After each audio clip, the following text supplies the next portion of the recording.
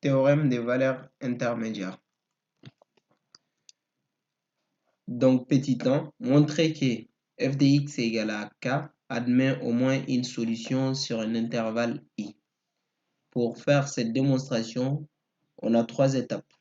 La première étape, on justifie que la fonction est continue sur i. Et l'étape 2, on justifie que k appartient à f de i, comme ce que nous voyons ici.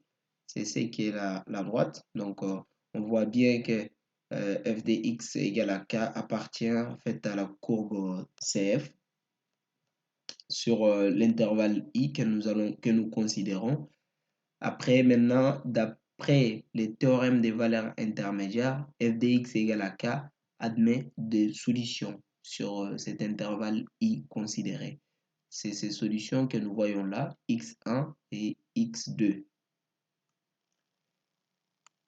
Maintenant, on passe sur les corollaires du théorème des valeurs intermédiaires. Montrer que f de x égale à k admet une unique solution sur R. Pour ça, on a également 3 étapes quasi identiques à la partie in. Donc, la première étape, on justifie que la fonction est continue et strictement monotone. Très important, strictement monotone. Ça veut dire la fonction est soit strictement croissante, soit strictement décroissante sur l'intervalle considéré. On justifie ensuite que k appartient à f de i.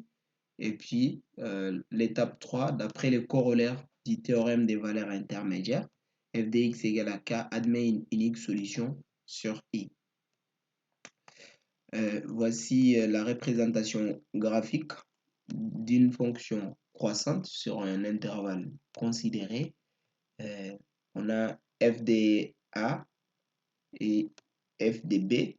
On voit que k appartient bien à l'intervalle i, qui est f de a, f de b, et alpha, qui est la solution de f de x égale à k, est compris aussi dans l'intervalle AB.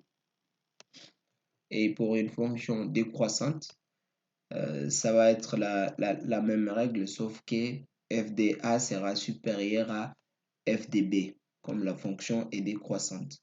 On voit bien que k appartient à f de a, f de b, et alpha est compris entre a et b. Voici les tableaux de variation de ces deux fonctions.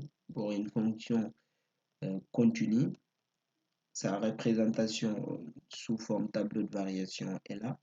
Donc x, a, b, on voit que alpha est situé dans l'intervalle AB et qu'également k est compris dans f de i.